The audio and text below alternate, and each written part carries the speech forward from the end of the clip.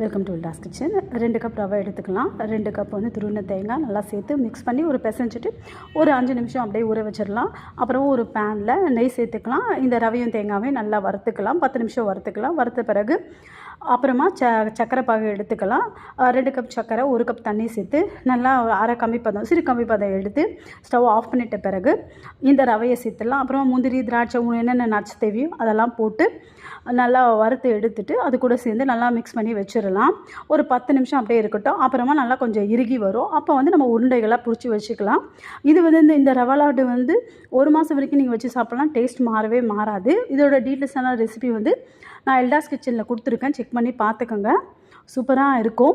உங்களுக்கு இந்த வீடியோ பிடிச்சிருந்தா லைக் பண்ணுங்கள், ஷேர் பண்ணுங்கள், சப்ஸ்கிரைப் பண்ணுங்கள். நீங்களும் இதை ட்ரை பண்ணி பாருங்கள். இது ரொம்ப ஈஸி, ஷேப்பெல்லாம் ரொம்ப அழகாக வரும். நம்ம சக்கரை பாகு ரொம்ப கஷ்டமானது இல்லை. நிறைய வீடியோஸ் அப்லோட் பண்ணியிருக்கேன் எப்படி கம்பி பதம் எடுக்க